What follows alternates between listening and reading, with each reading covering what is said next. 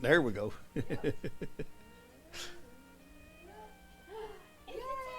All right. We got a beautiful young lady just come in. How we doing? We on there? All righty. We there?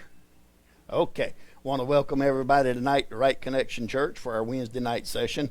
We are doing John Orthberg, God is Closer Than You Think. And we do have the DVD tonight, so our video will be a whole lot better. And I just want to thank everybody for being here and all those that are tuned in. Some medical update. Miss Roberta's doing better. And Mike is out due to the surgery for Miss Elizabeth, and she has went well with that. She had a hip replacement yesterday. Doing good. Said the pain level is yet to be determined, but they are still working on it. Chance she may come home tomorrow. So you just have to play that one and see and keep her in the prayers. But tonight's session, I hate to pick on somebody, but I'm going to pick on Lisa tonight a little bit because this one was kind of made for her too. And it's going to cause her to have the heebie-jeebies. So we will love that one. So we're going to welcome the Lord here with us so we can kick this session off. And we have beautiful Tammy back with us tonight, and we are so proud of that. I am so grateful for her input and her guidance. It just makes me stronger, and I'm just glad that everybody's here with us. So, Heavenly Father, we thank you for this day, and I give you praise, glory, and honor for your work that is done, and for each and every one here. I just ask that your presence be here, that you speak through the speakers, that the hearts and minds will be open to receive your word. Guide us and show us favor as we do this, and may we glorify you first and foremost and lift each other up to come to you in Christ's name. Okay, we're going to do this one in a couple little parts here. Now, let me get my hubbles on so I can... Okay, it was the play button. Yep, I get to play with the button tonight. We start this session with a question. How many people in this group ever procrastinate? How many of you would like some more time to think about the question?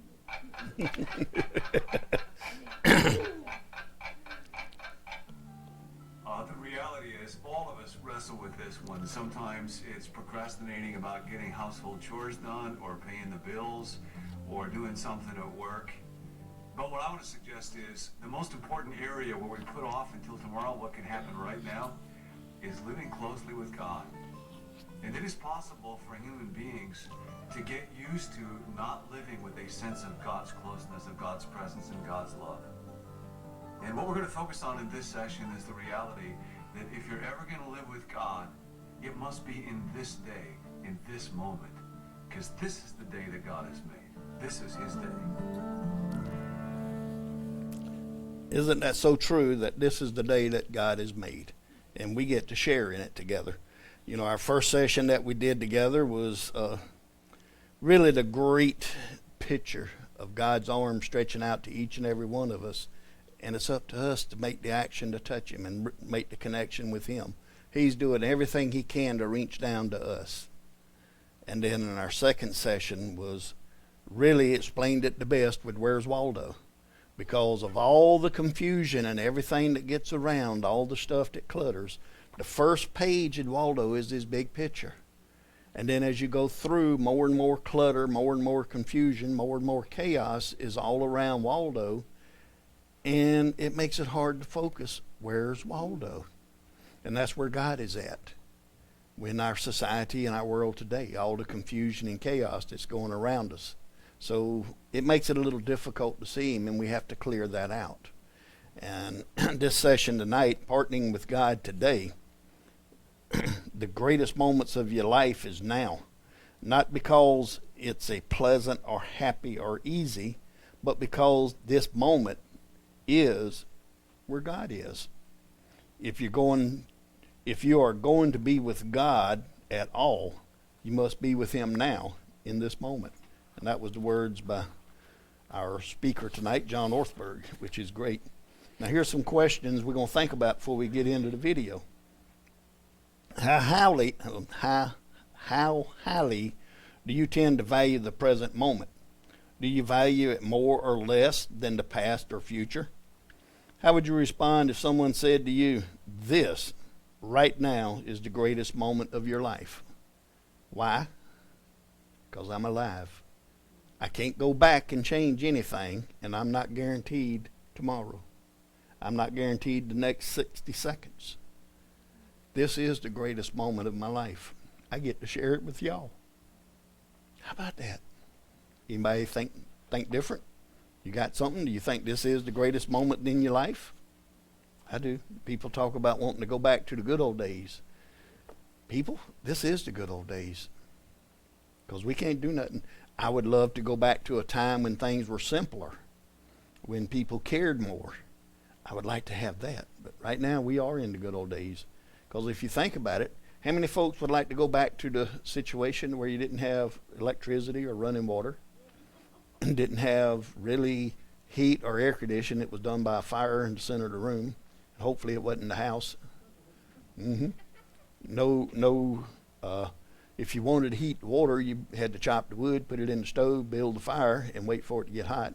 Didn't have no microwave popcorn where you could just push the button and a minute and a half later have a big pot of hot, steamy popcorn.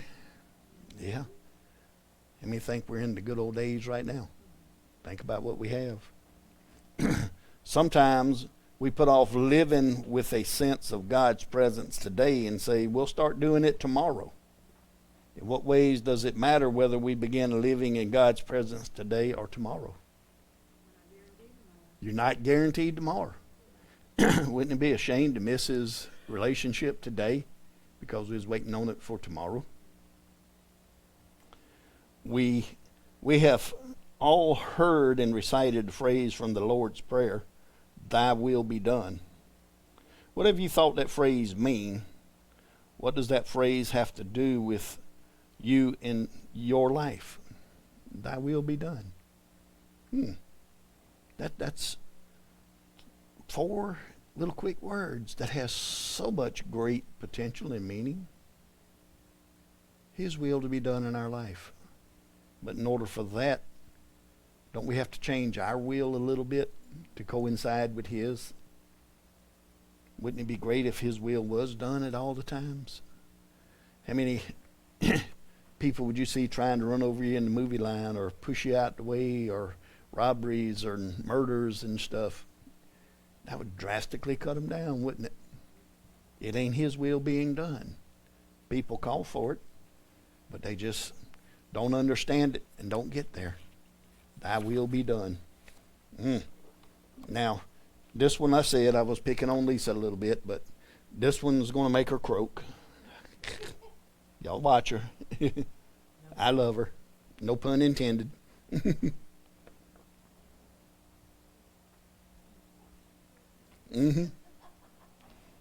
She'll get froggy on you now. Watch out.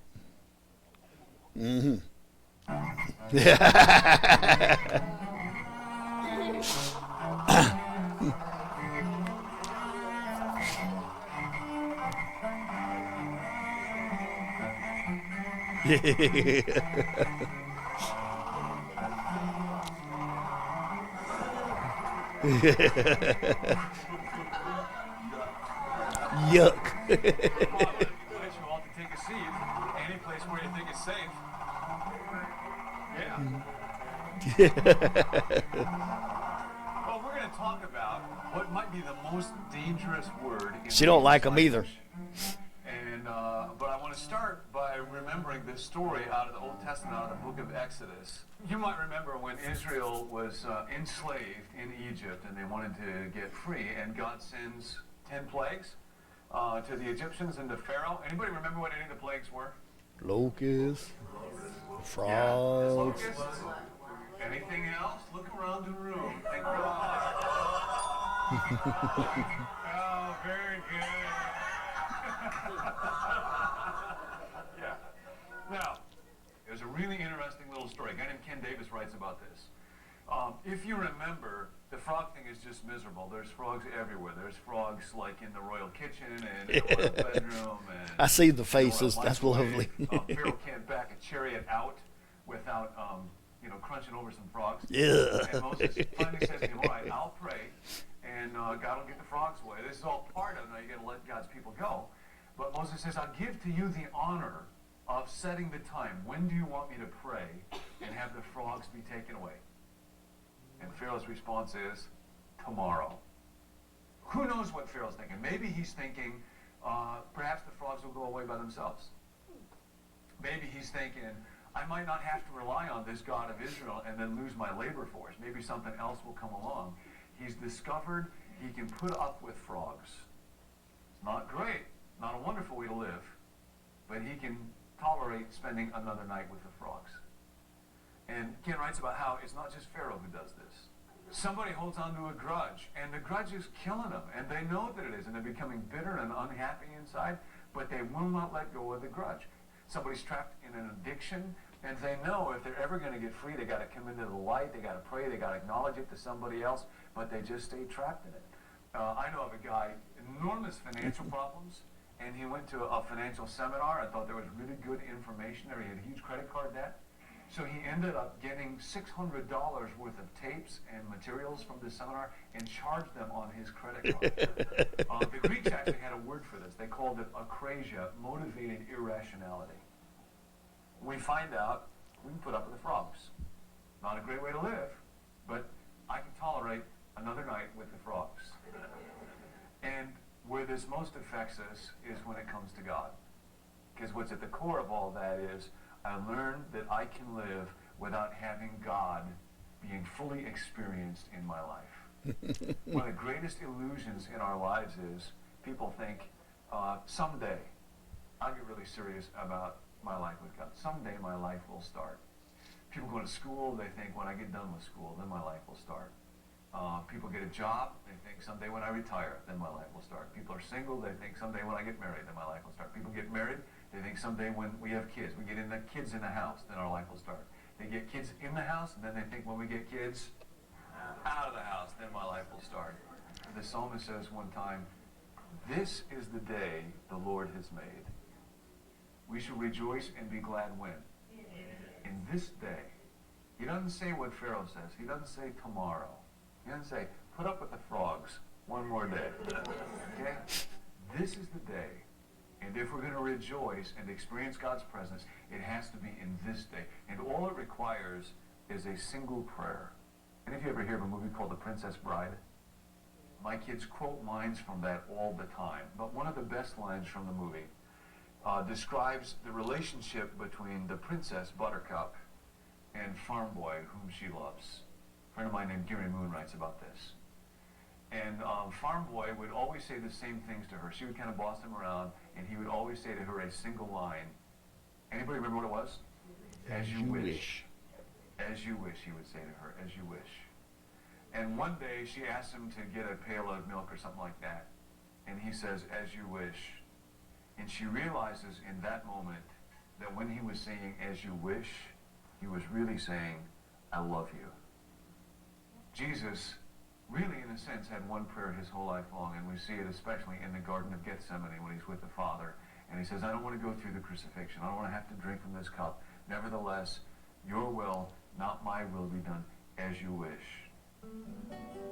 And when he was saying, as you wish, he was really saying to the Father, I love you. And when I pray that prayer, in any moment, I open myself up to something extraordinary. But to see what that is, we're going to have to leave the frogs and go someplace else. So let's go. Come on, follow me. You can take the frogs with you if you want. Anybody want the frogs?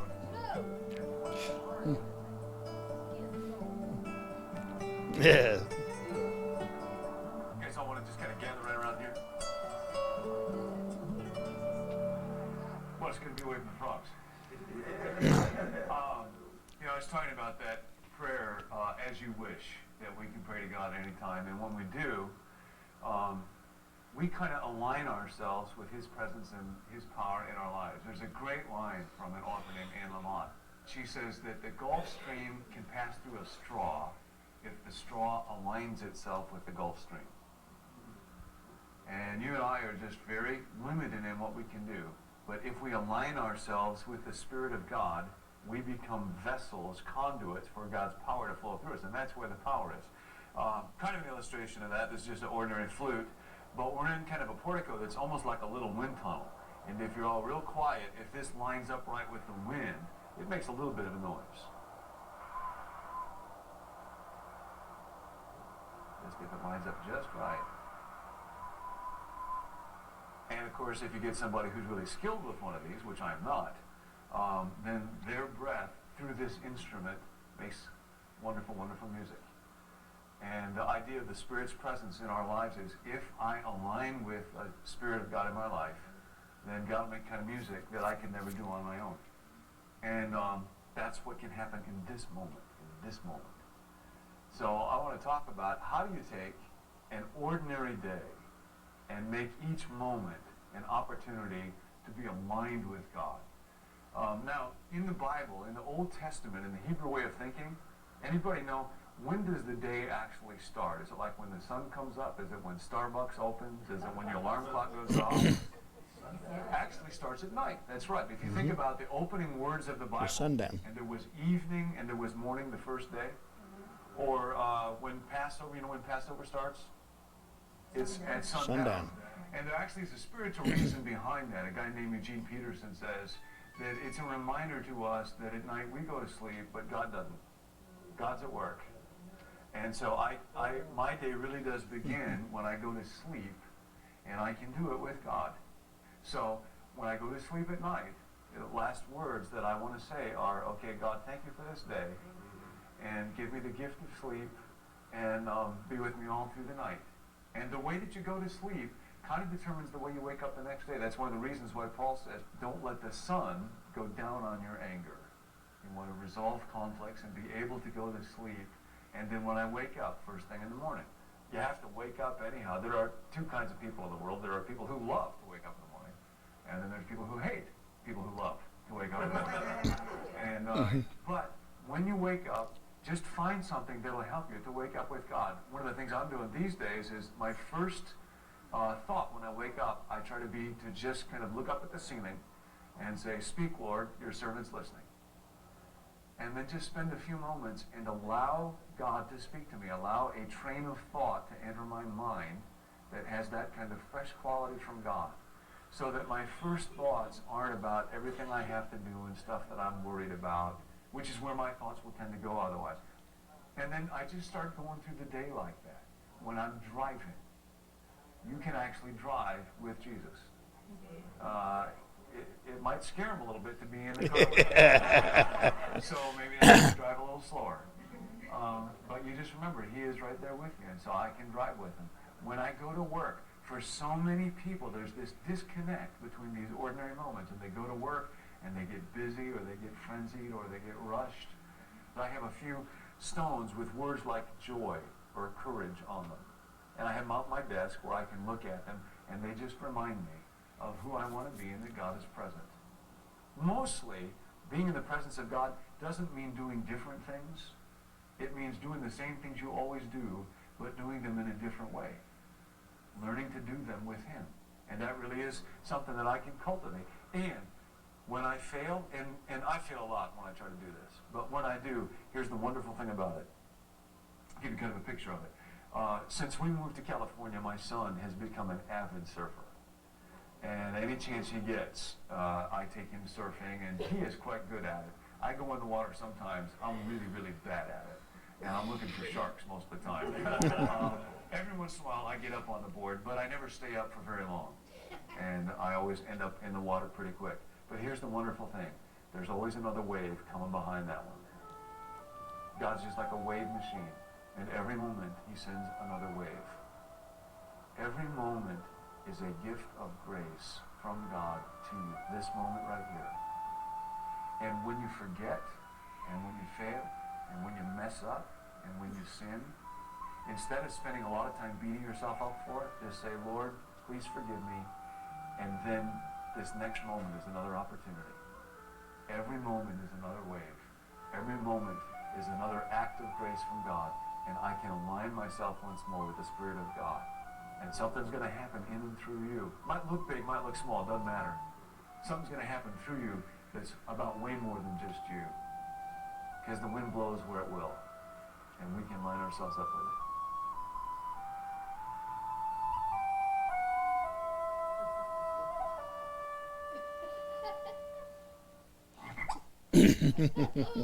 I do love his first example there. That was totally appropriate.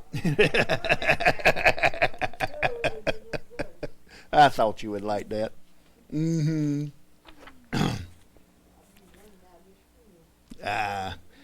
You might trip on something and croak. Don't want to do that. Enough for the froggy jokes.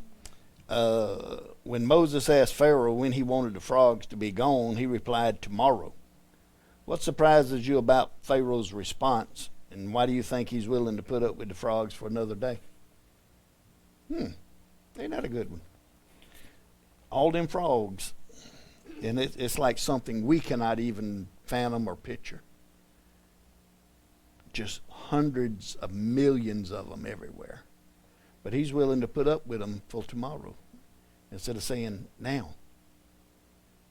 You think it gave him a chance to back out, and hopefully that he wouldn't have to give credit where credit was due, that God himself is the one who brought him and is the one who took him? You reckon that'd be why he's willing to put up? Mm-hmm. I can't even fathom being in an environment like that. The noise, the stench.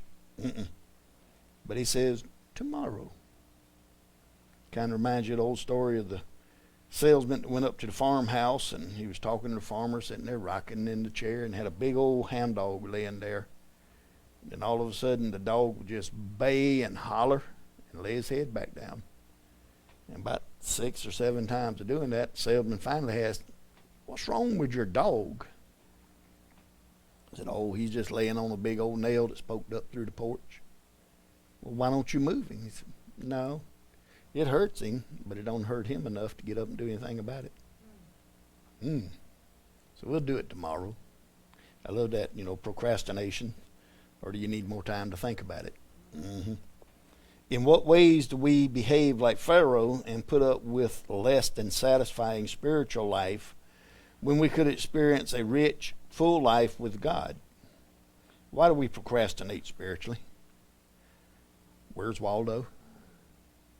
Everything around us is so jumbled up that it pulls our focus. Your eyes are going to go to the brightest light to start with. And if all the confusion is the brightest light around you, you're going to look at it first.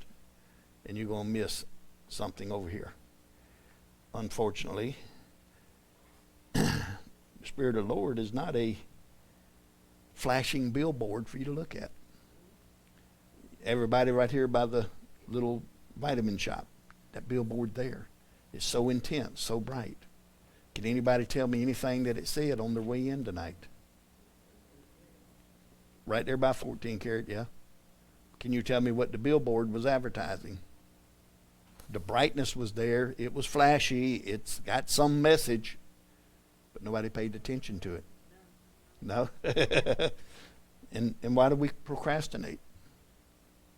We got time. We still get hung up in that one thing. I might not get it done today, but I'll do it tomorrow. Anybody got anything on them? Thinking? What kind of expectations do we need to be met, or what things do we feel must be in place before we can bring our great adventure of partnering with God? What is the fallacy of this thinking that someday life will be different?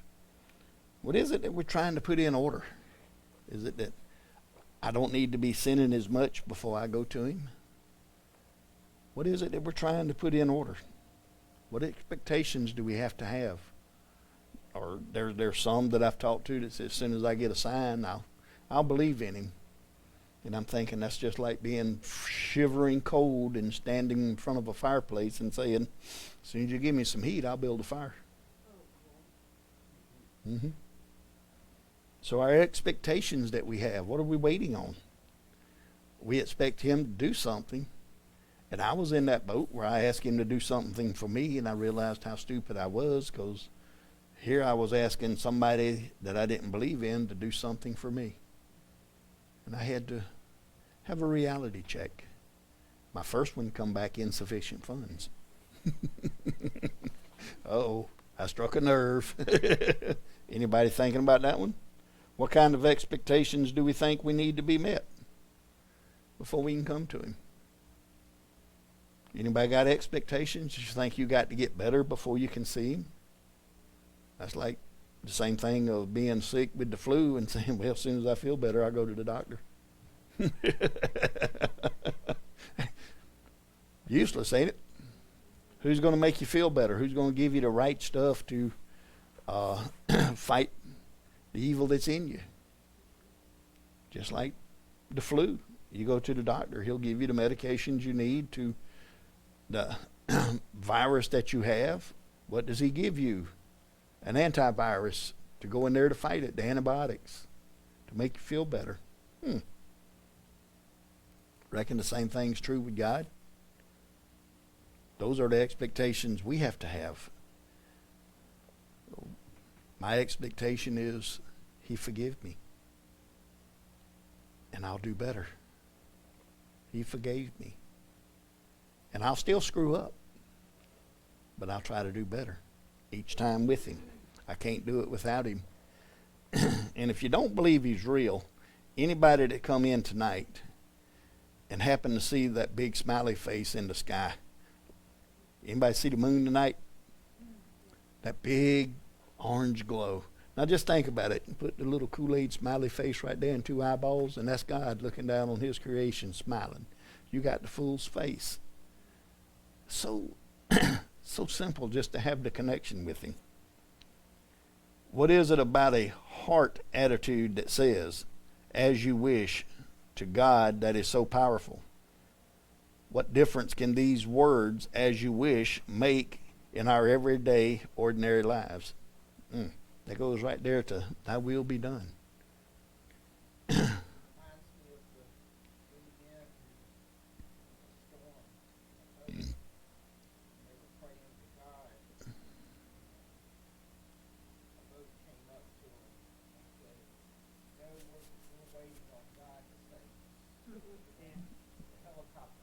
Yep.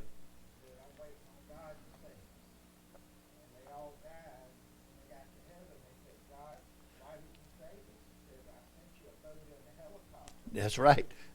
The example of the men in the boat that's getting tossed around and about to drown and praying to God to save them, and a new boat shows up and they refuse it, say we're waiting on God to save them. The helicopter flies over, they refuse it. I'm waiting on God to save me. And they all die, and then get to heaven and say, God, why didn't you save me? He said, yeah, I sent you a boat and a helicopter. What else can I do? And that's what it is. That's the relationship. Remember that hand sticking down, that powerful hand? And Adam sitting there with his little finger, won't even make the extra effort to touch. So powerful. John Orthberg described a disconnect that many of us feel between life experiences life experienced in partnership with God and the ordinary moments of daily life. Discuss the ways you feel this disconnect. How might those experiences be different if you learn to live them with God? Anybody ever feel disconnected, that God ain't there with you? The circumstances around you, they'll focus on them, and you feel that the disconnect is there. And I go back to the book. Where's Waldo?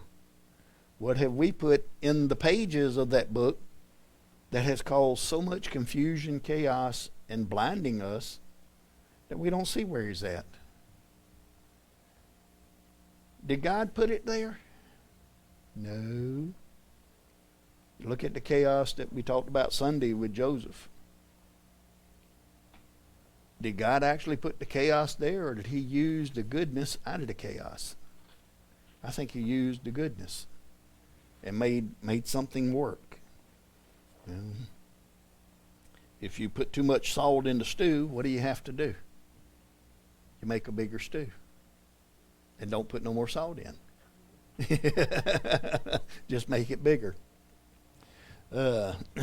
Scripture gives us an ample instruction on how important it is to live life with God, as well as specific instructions on how to do it. Which fundamental principle for living with God are emphasized in Ephesians 5:15 and 17? It says, "So be careful how you live. Don't live like fools, but like those who are wise. Make the most of every opportunity in these evil days. Don't act thoughtlessly, but understand what the Lord wants you to do." What's the instructions there? Don't be foolish.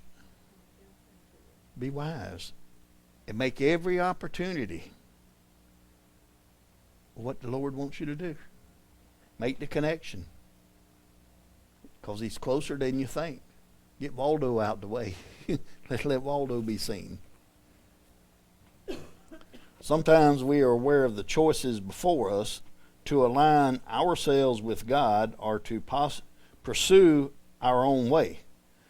But we don't want to commit to a choice. We'd rather procrastinate. Yet procrastination is a risky option. And says, what does God warn us about regarding tomorrow, and what is his terminology for procrastination on a spiritual decision? And this is in Proverbs 27. It says, don't brag about tomorrow, since you don't know what that day will bring. I told one that he told me he read the Bible and had all the answers. And I said, that's awful brave when you don't know all the questions. Don't worry about tomorrow. It's going to have its whole new set of troubles. And then in James 4:13 to 17, it says, look here, you who say, today or tomorrow we are going to a certain town and we'll stay there a year. We will do business there and make a profit. How do you know what your life will be like tomorrow? Your life is like the morning fog. It's here a little while and then it's gone. What you ought to say is, if the Lord wants us to, we will live and do this or that. Otherwise, you're only boasting about your own pretentious plans, and all such boasting is evil. Remember, it is a sin to know what you ought to do and then not do it. He's telling us right there. Hey, you in the good old days, everything you need is right here. Use what I give you and use it wisely. Don't put it off. And in God's eyes, today's makes a difference. What's your response to God's assessment of procrastination as described in these passages? What do you think he means? Y'all throw something at me. You think he's excuse me. You think he's you're saying, well, whatever you want to do is fine with me? No. He's telling you what to do. Don't just wait for something to happen. Take what I've given you, be strong, use it, and make something happen right now. Because you don't know what's going to happen tomorrow. I love Lisa's research that she does about all the earthquakes and the shake and bakes that's going on in the world. You don't know when the ground's going to open up. Mother Earth, she's been here a lot longer than we have, and I've always said all these conspiracy theories, and when Mother Earth wants to, she'll bow her back and shake us off like fleas on a dog. And there ain't nothing we can do about it. So I'm not worried about the ending. I think we need to be more concerned about the journey and what we're doing with it, with what we got. You know. What? You got it. And let's see here. The Bible provides many examples of people who had to choose whether or not they would align themselves with God. The following passages, noting the opportunity God made available to them for the lost, or God made available, and what can be lost when people do not respond to him today. And the first one, that ain't right. Excuse me.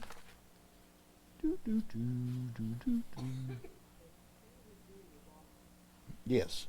Oh, there we go. I moved a page early. In the first one, we're in Matthew. This is Matthew 4:18-22, and then it'll be in 8:19-23. That's a good year. One day, as Jesus was walking along the shore of the Sea of Galilee, he saw two brothers, Simon, also called Peter, and Andrew, throwing a net into the water, for they were fishing for their living. Jesus called out to them, "Come, follow me, and I'll show you how to be fishers of people." And they left their nets at once and followed him. A little further up the shore, he saw two brothers, James and John, sitting in a boat with their father Zebedee, repairing their nets, and he called to them too. They immediately followed him, leaving the boat and their father behind. Immediately.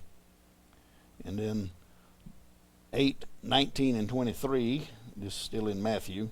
Then one of the teachers of the religious law said to him, "Teacher, I will follow you wherever you go." But Jesus replied, "Foxes have dens to live in, and birds have nests, but the Son of Man has no place to even lay his head." Another one of his disciples said, "Lord, first let me return home and bury my father." But Jesus told him, "Follow me now. Let the spiritually dead bury their own dead." What is he saying about the opportunities of procrastination? I say now. You got the time right here. You know the old saying, when opportunity knocks, you got to get up and answer the door. He's saying, "Come, follow me." And how many of them said, "No, I got to get this done. I got to see if I can clear my calendar. I got to go back and get this appointment straightened out." What did he say to do? Follow me. In Genesis 19, this will be 15:17 and 23:26. It says, "At dawn the next mornings, the angel became insistent. 'Hurry,' they said to Lot. 'Take your wife, your two daughters who are here. Get out right now, or you'll be swept away in the destruction of this city.'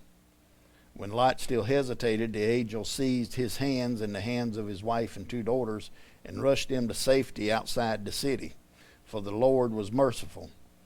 When they were safely outside the city, one of the angels ordered, 'Run for your lives and don't look back or stop anywhere in the valley. Escape to the mountains or you'll be swept away.'" Then in 23:26, Lot reached the villages just as the sun was rising over the horizon. Then the Lord rained down fire and burning sulfur from the sky on Sodom and Gomorrah. He utterly destroyed them along with the other cities and villages of the plain, wiping out all the people and every bit of the vegetation. But Lot's wife looked back, and she was following behind him, and she turned into a pillow of stone. What does he say about procrastination? Don't do it. You did a whipping. I guess you could really say she got assaulted. That was wrong. Well, you just think about it. I look at things different, but think about it, because she didn't follow instruction. Do what? She got stoned. Now, everybody, this has just recently come up. They found a village out there that they started sweeping all the sand away. They found this whole town. And out of all the digging and archaeological discoveries, they found that somehow this entire town burnt from the top down. Most fires that break out will start at the bottom and burn up. This town was burnt from the top down. Now there it is in Sodom and Gomorrah. The Lord rained down fire and burning sulfur from the sky.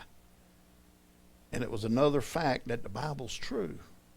But there's all kind of twists and turns, more than two snakes mating, that everybody is trying to cover that, so they don't want the truth out there. But it has been found, and they can't explain how everything burnt from the top down. If you go to Genesis 19, 23, 26, it'll explain it. Matthew 25, 1 through 10. Then the kingdom of heaven will be like 10 bridesmaids who took their lamps and went to meet the bridegroom. 5 of them were foolish, and 5 of them were wise. The 5 who were foolish did not take enough olive oil for their lamps, but the other 5 were wise enough to take along extra oil. When the bridegroom was delayed, they all became drowsy and fell asleep. At midnight they were roused by a shout, "Look, the bridegroom is coming. Come out and meet him." All the bridesmaids got up and prepared their lamps. Then the 5 foolish ones asked the others, "Please give us some of your oil because our lamps are going out." But the others replied, "We don't have enough for all of us. Go to a shop and buy some for yourselves." But while they were gone to buy oil, the bridegroom came. Then those who were ready went with him to the marriage feast, and the door was locked. Later, when the other 5 bridesmaids returned, they stood outside calling, "Lord, Lord, open the door for us." Procrastination, bad planning. You miss it. We let everyday life get in the way. We concentrate on not his way. So, and then in Luke 19:41-44, it says, "But as he came closer to Jerusalem and saw the city ahead, he began to weep. How I wish today that you of all people would understand the way to peace. But now it is too late, and peace is hidden from your eyes. Before long, your enemies will build ramparts against your walls and encircle you and close in from every side. They will crush you into the ground and your children with you. Your enemies will not leave a single stone in place because you did not recognize it when God visited you." What kind of opportunities was missed? It says, what kind of opportunities do we miss out on today because of spiritual procrastination? I think the biggest lie that people tell, and we even tell ourselves, "I'll have time. I ain't got to do it right now. I'll have time." Anybody ever told you that lie? Have you told that lie to yourself? We'll have time. I'll get it later. What I do now is, that's really not that important to me. I'm going to do something that is a little more important to me. And I try to serve God the best I can. I'm a screw up. I still make mistakes. Anybody else do? Yeah. But you do your best. And you try. And I'm putting him first in a lot of areas in life. We put him up there first. Because the master who owns everything, if you put him first, where do you think you're going to rate? If you ain't got time,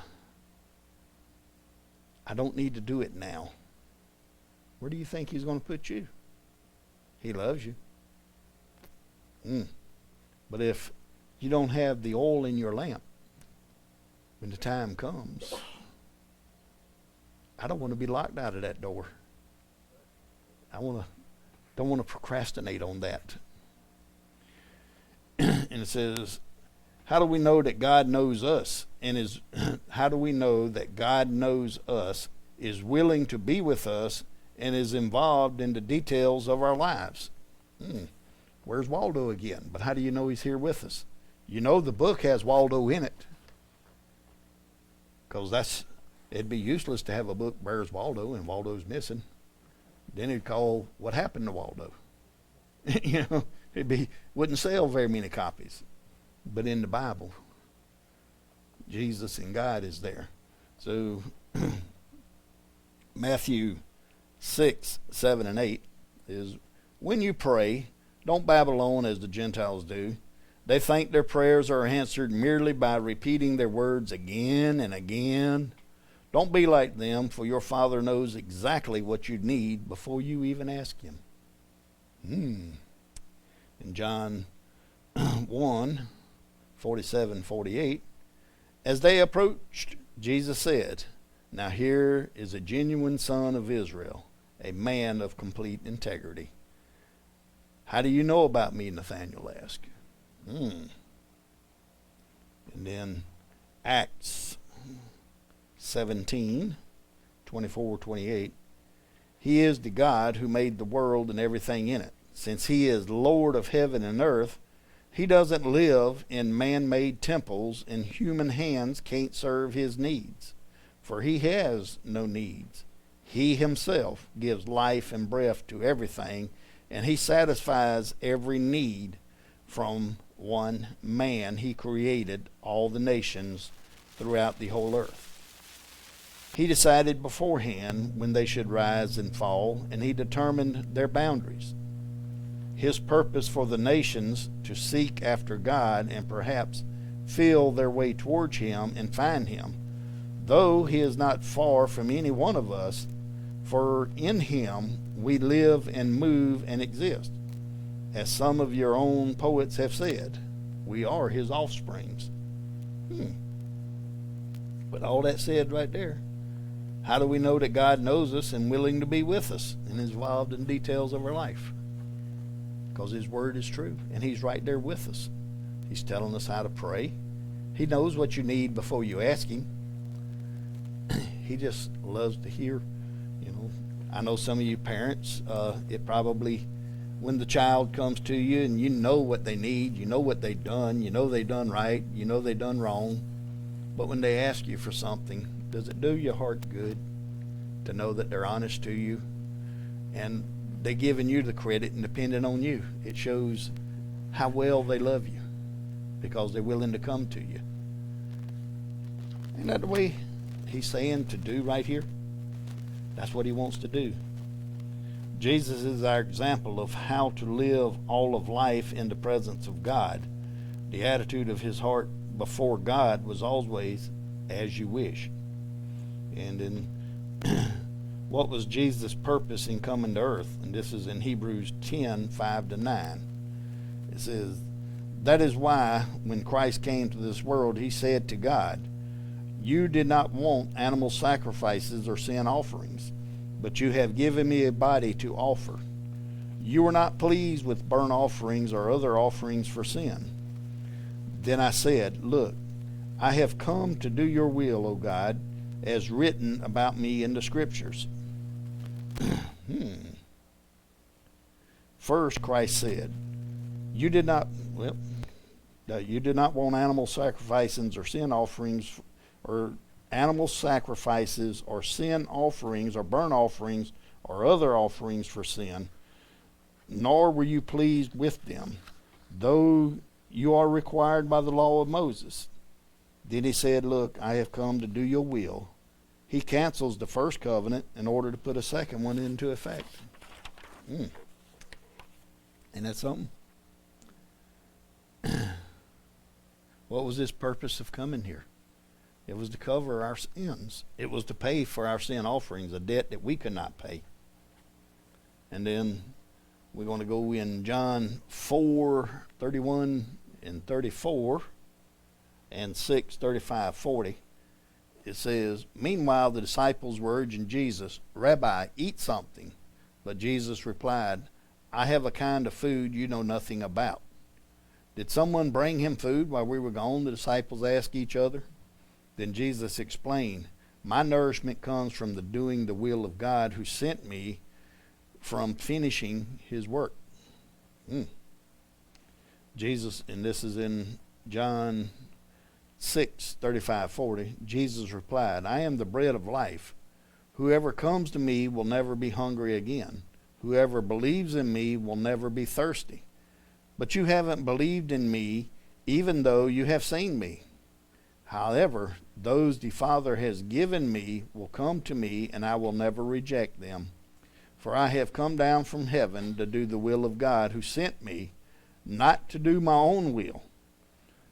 And this is the will of God, that I should not lose even one of all those he have given me, but that I should raise them up at the last day. For it is my Father's will that all who sees his Son and believes in him should have eternal life. I will raise them up at the last day. What sustained him as he went about his life? The will of the Father. The strength. He got the strength from the connection. God gave him the strength to do everything. He didn't do it on his own. We can't do it on our own either. It says, what did Jesus do to align his heart with the heart of God before he called his disciples? And this is in Luke 6:12 and 13. It says, one day soon after Jesus went up to the mountain to pray, he prayed to God all night. At daybreak he called all his disciples together and chose 12 of them to be apostles. What did he do to align his heart with God before he called him? He went and prayed. Now, he prayed all night. A lot of us have trouble getting the chaos quiet so we can do it for 5 minutes. I'm only talking about me. If y'all fit the bill too, y'all can raise your hand. There's nothing to be embarrassed about because we're human. We strive to be better. We're not perfect, but it's to get better. It says, how far was Jesus willing to go in his commitment to do the will of God? This is in Mark 14:32-36. It said they went to the olive grove. They went to the olive grove called Gethsemane, and Jesus said, sit here while I go and pray. He took Peter, James, and John with him, and he became deeply troubled and distressed. And he told him, my soul is crushed with grief to the point of death. Stay here and keep watch with me. He went on a little further and fell to the ground. He prayed that, if it were possible, the awful hour awaiting him might pass him by. Abba, Father, he cried out, everything is possible for you. Please take this cup of suffering away from me. Yet, I want your will to be done, not mine. How far was he willing to go to do the will of the Father? All the way to the end. Did he like it? Probably not. He didn't like what was about to come. But there again, he's willing. He was willing to step out there and do it. And this one here, it says, discuss ways in which the example of Jesus teaches, inspires, or encourages you to partner with God in your daily life. Just think about it. If he wasn't connected so tightly with God, could he have went through that? Could he have faced all the things that he was having to face and get through it? No. How many people have trouble in their life that have problems? When you got something that's really bugging you, is it nice to have a friend, a confidant, somebody that you can really trust and lean on and tell them what your problem is and what's hurting? And they speak with you, and you tend to come up with a good idea and a good plan. You see it from a different perspective, and they lift you up and encourage you. When you're hurting, you're down, you might be sick, you may have a loss, could be hurting, somebody could have hurt you. And have a friend that you can confide in. Does it make you feel better that you can, as they say, at least get it off your chest? There's God. And that's what he's saying.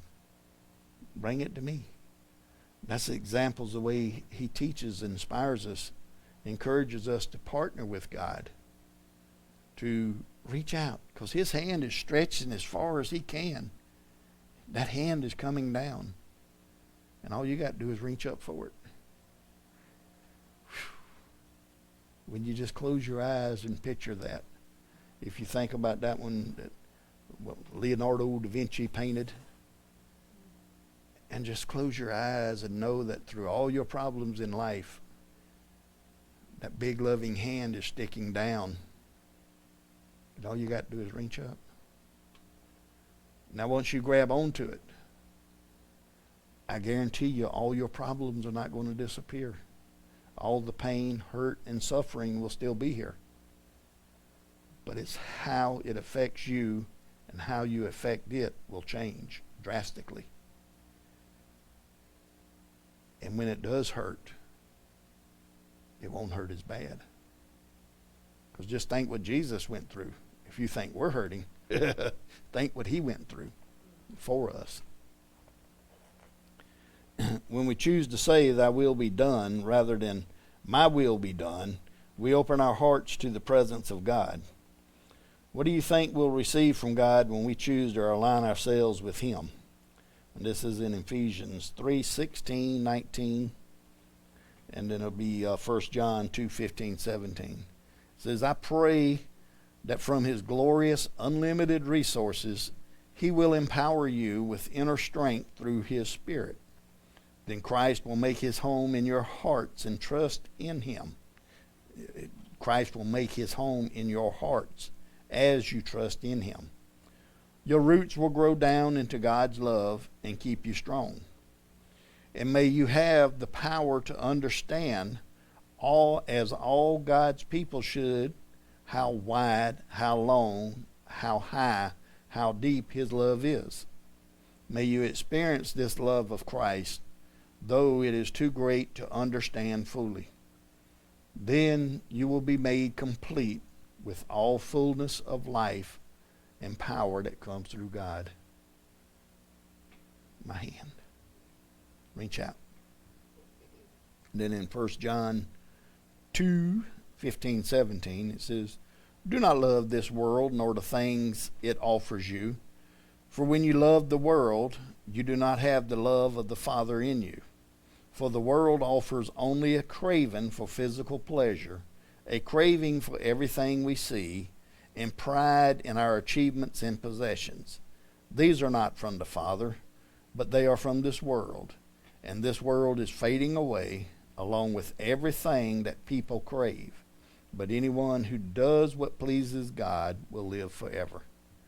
Whew. Just think about how strong, how wide, how long, how deep his love is. There was a song that y'all used to sing, How Deep the Father's Love. I can't sing it. I love it. But my emotions won't let me go through it. I can't do it. There are times that it gets to you. It does. And I can't get through it. And it just so deep. And I want to cry to hear that song and what it means. Because there it is. It's nothing's too great for him, for his love. But that big hand, that loving hand that's sticking down, we have to reach our little tiny insignificant self up to him and be brought into his world. When we choose to say thy will be done, let's see, nope, wait a minute. Wrong one. Let me move here. A key aspect of remaining in God's presence is knowing what to do when we sin. When we forget or refuse to be conduits of God's Spirit. John Ortberg used a surfing image to help us see how God always sends another wave, another opportunity to confess our sins and reconnect with him. In what ways do the following scriptures show that God is ready to forgive so we can get up and try again? This is Lamentations 3:23 or 22:23. The faithful love of the Lord never ends. His mercies never cease. Greatness is his faithfulness. Psalm 35 or 32:5. Finally, I confessed all my sins to you and stopped trying to hide my guilt. I said to myself, I will confess my rebellion to the Lord, and you forgave me. All my guilt is gone. Proverbs 28:13. People who conceal their sins will not prosper, but if they confess and turn from them, they will receive mercy. That's something. And then Micah 7:18. Where is another God like you, who pardons the guilt of the remnant, overlooking the sins of his special people? You will not stay angry with your people forever, because you delight in showing them unfailing love. Ain't that something? He delights in showing us unfailing love. Can you think of another example where he's constantly just trying to reach back to you to say, I love you. It's okay. I know the parents had children that's misbehaved. You didn't throw them away. Even though they did wrong, even though they may have broken something, even though they may have broken a prized possession that you loved and told them not to play with. That possession can't be replaced. So did you throw the kid away because of it? You might have got a spanking for it, but you still loved the kid, didn't you? Yeah. Got to put up with them at least till 21, right? 21 I can put them out and they'll be on their own. Well, throw the baby out with the bathwater. You do little things like that. But that's why God's not human. And that's why we strive to be like him with the forgiveness. Because we all make mistakes. And going through, it's understanding that big hand is coming down, and he wants to partner with you as you walk through life, as you face into difficulties, as we face in problems. He wants to be there with us to help you through them. And that's all he's asking. You might got anything on that?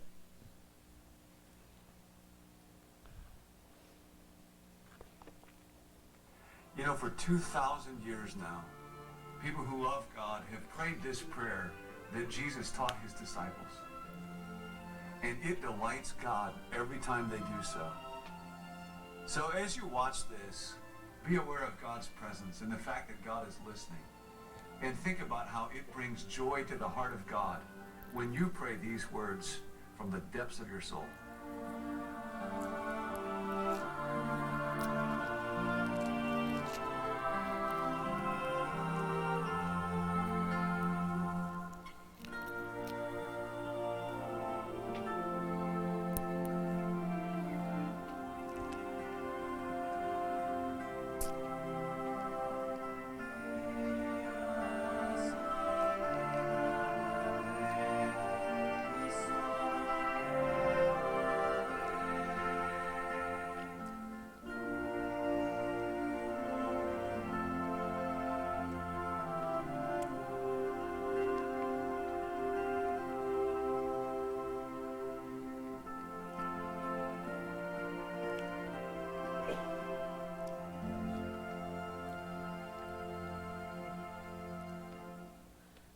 A simple little prayer.